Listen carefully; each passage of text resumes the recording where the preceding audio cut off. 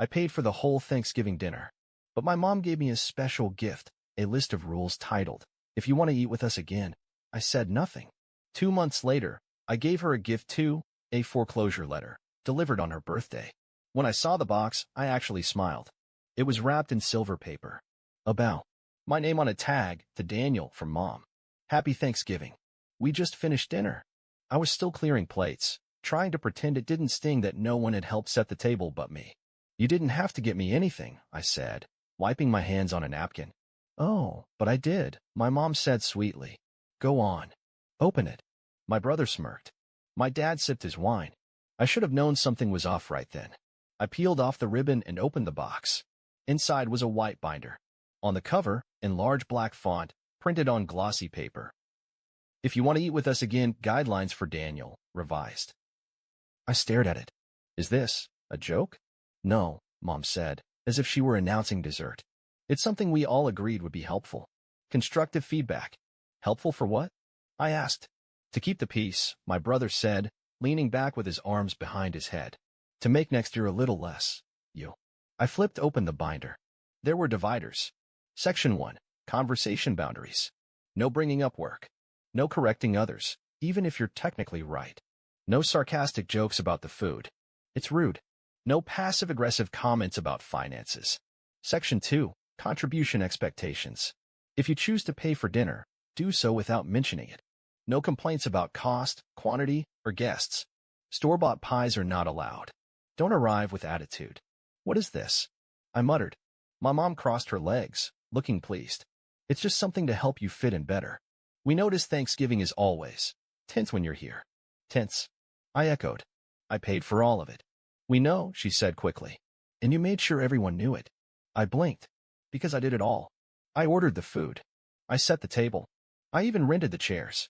See, my brother said, grinning. That attitude. This is what we mean. A laugh escaped me, sharp and humorless. So you printed me a manual on how to exist at your table.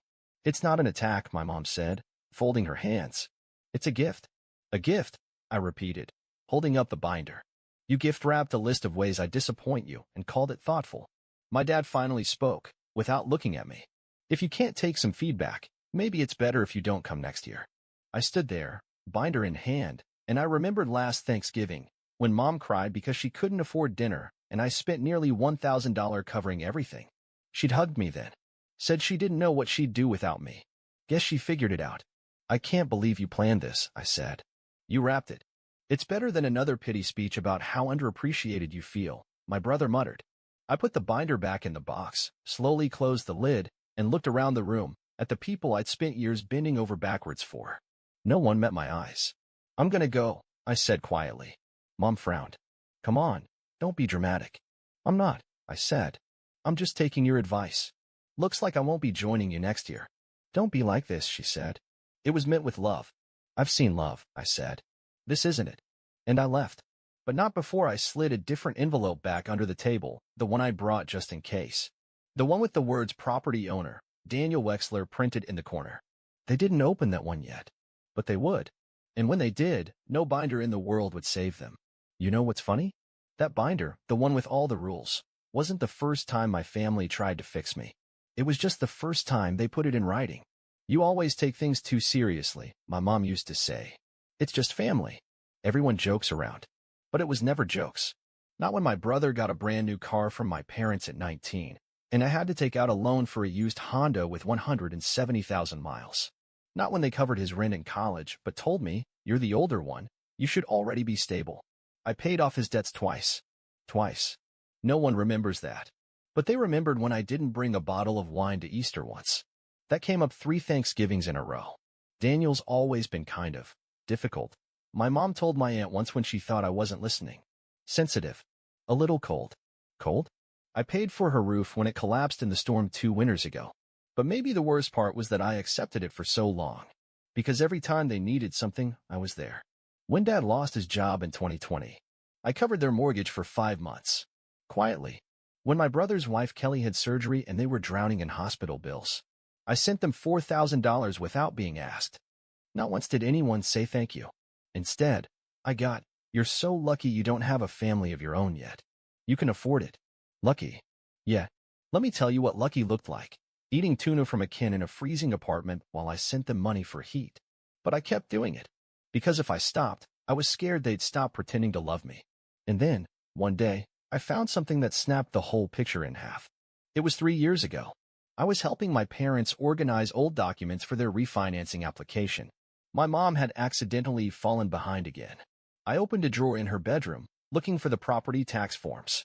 Instead, I found an envelope. Thick. Faded. Inside, printed emails between her and my aunt.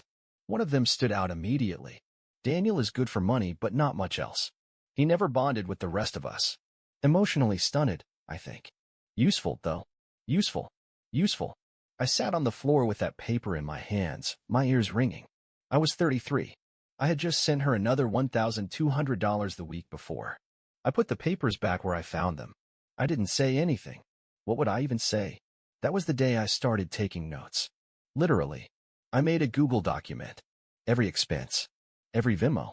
Every favor I did for them.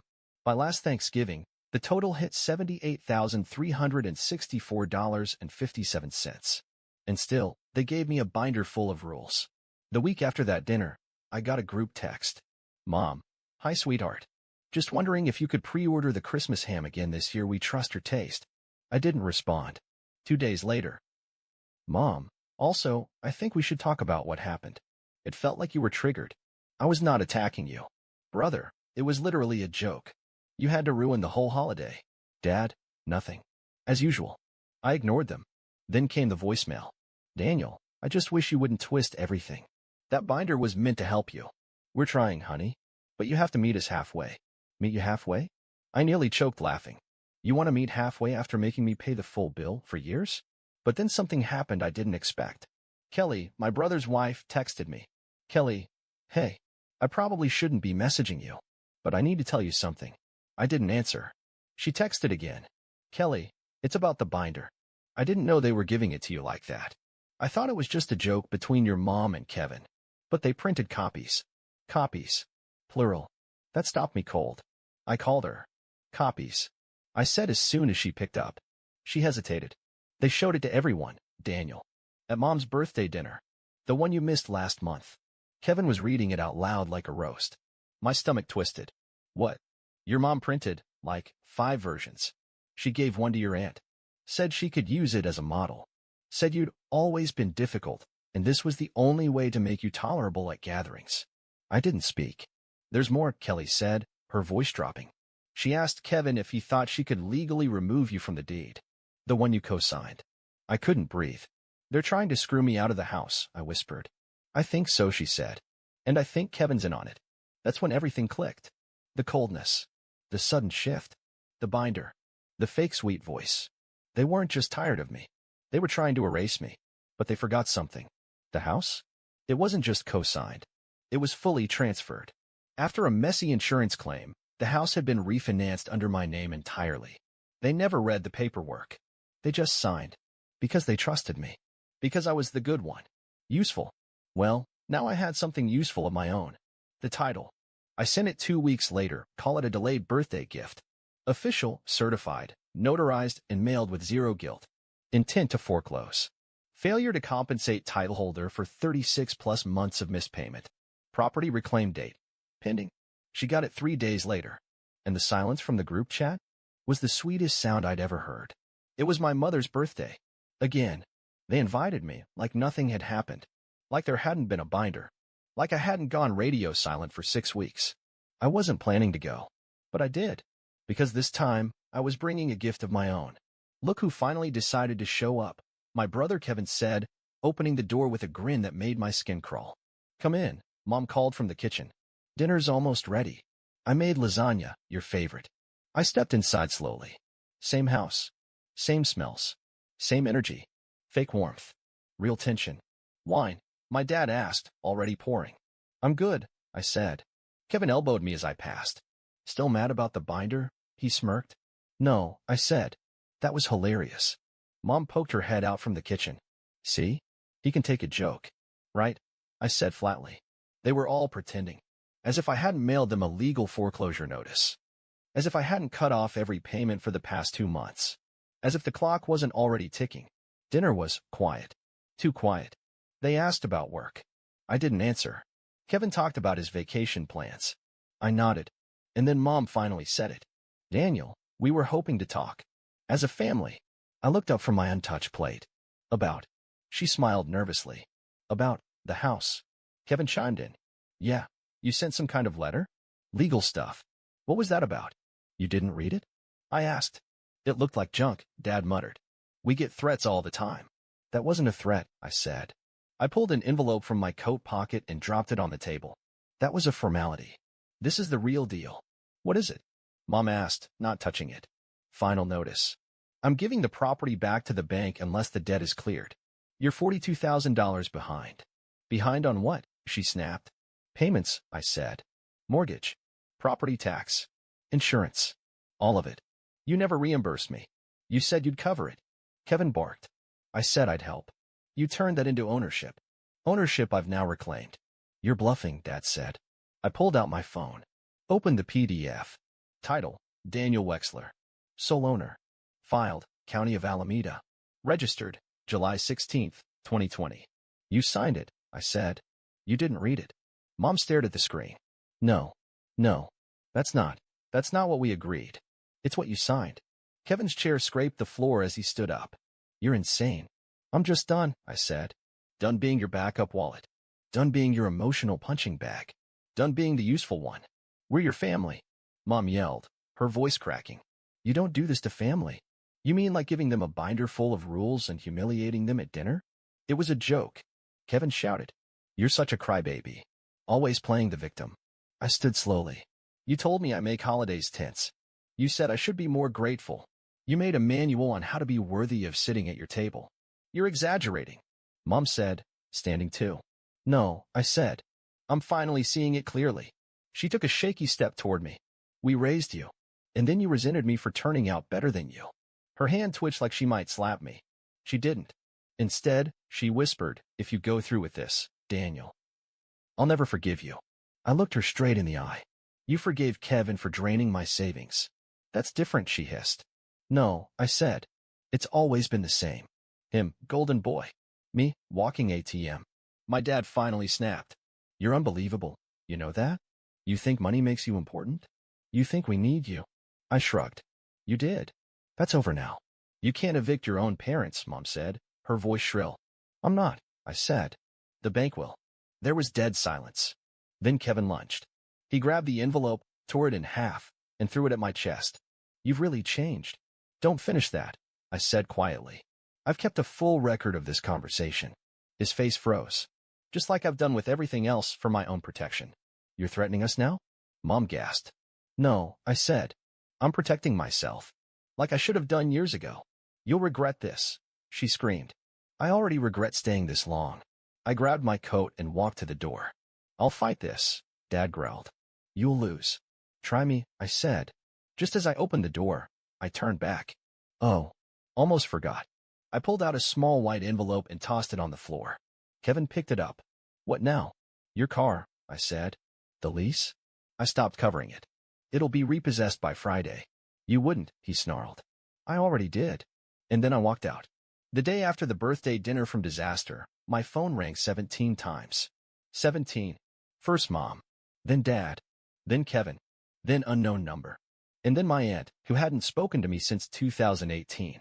I didn't answer any of them. At 9:42 a.m., I got a text from my mom. Daniel, we can talk about this. Please call me. I'll forgive you if you fix it. At 10:11 a.m. Your father says you're making a fool of yourself. This will only get worse if you don't stop. At 11:03 a.m. Kevin's losing his car. Ellie's crying. Kelly is furious. You've broken this family. Broken? No. I just finally stopped being the glue. 2 days later, I came home from work and found a man in a blazer standing on my porch. Daniel Wexler? He asked. Yeah, I'm Mark Dawson, legal representative for the Wexler family. I actually laughed. My own family lawyered up?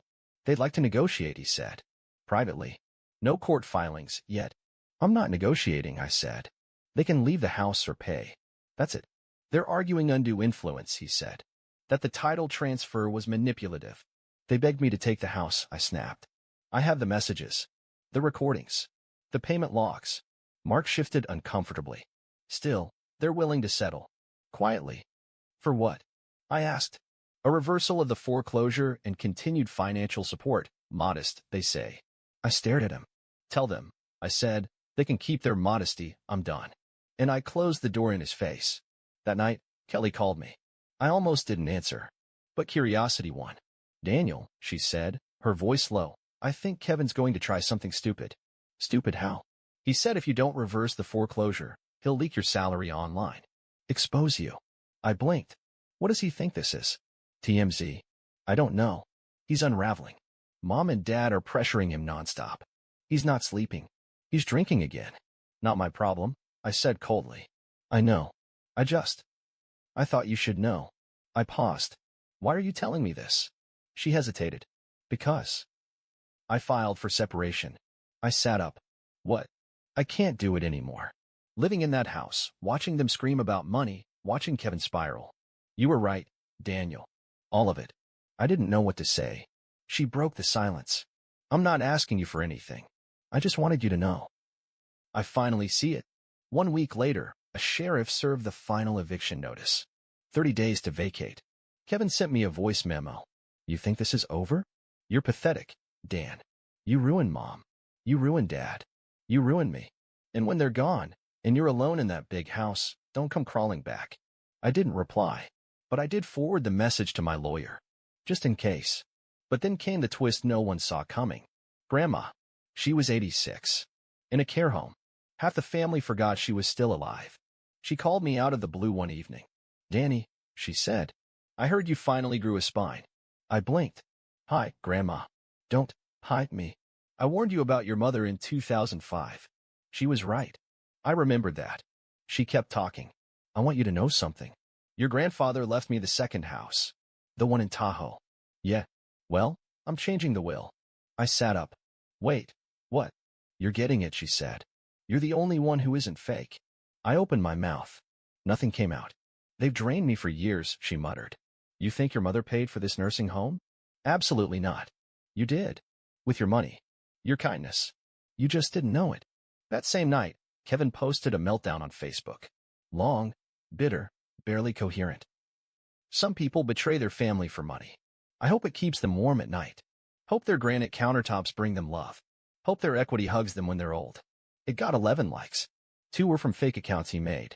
My phone buzzed minutes later. A message from a name I hadn't seen in years. Jenna Wexler. My cousin. Mom's niece. Daniel. Just wanted to say. I'm proud of you. We all saw it. We just didn't know how to help. They treated you like furniture. Like an ATM. You didn't burn the bridge. You saved yourself. And for the first time in over a decade, I slept with my phone on silent. And I didn't wake up wondering who needed something. I woke up thinking about me. About peace. And power. And how sometimes, family isn't who you're born to. It's who doesn't hand you a binder and a gift box and call it love.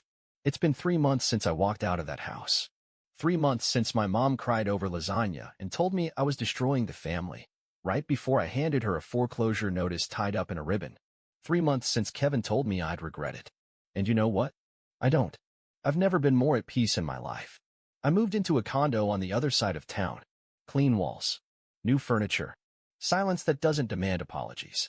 There are no phone calls asking for money. No late-night guilt trips. No group chats demanding turkeys, pies, or apologies. Just mornings. Coffee. Music. Breathing. The kind of quiet that doesn't feel cold, it feels earned. My parents? They moved out of the house last week. I didn't go. I didn't watch. The bank sent me confirmation that the property is clear. I plan to sell it. Let someone else build something there. Kevin tried one last time. He left me a voicemail. You ruined everything, man. Everything. Mom's sick over this. Dad won't speak. They're miserable. I hope you're happy. I didn't respond. I didn't delete it either. Sometimes I replay it when I need to remind myself who I'm no longer responsible for. A week after the move-out, I got a small white envelope in the mail. No return address. Inside was a photo. A photo of me, age 10, sitting at the Thanksgiving table, smiling with a paper crown on my head. Everyone else was turned away, blurry. On the back, written in scratchy blue ink. You were never invisible. You were just surrounded by people who didn't know how to see. Grandma. I sat on the couch with that photo for a long time, and I cried, not because I missed them, but because I'd spent so many years believing their version of me. The cold one. The difficult one. The one who had to earn his place. I don't believe that anymore. Last week, I made my own Thanksgiving dinner. Just for me. One plate. Real silverware. Zero rules. I made pie from scratch. Burned it a little. Laughed. And when I sat down, I got a text. Unknown number. This is Ellie. Mom gave me your number. I just wanted to say thank you for everything you did. I know no one else said it, but I will. I stared at the screen for a long time. Then I replied, "You're welcome. And don't ever let anyone tell you your worth depends on what you give them." She sent back a heart. That was it. That was enough. People ask if I regret it, if I miss them, if I wish I'd handled it differently. Here's the truth. I wish I'd done it sooner. Because the moment I stopped trying to be the version of me they could tolerate, was the moment I became the version I could finally respect. They gave me a binder full of rules. I gave them a mirror. And I'm not sorry they didn't like the reflection.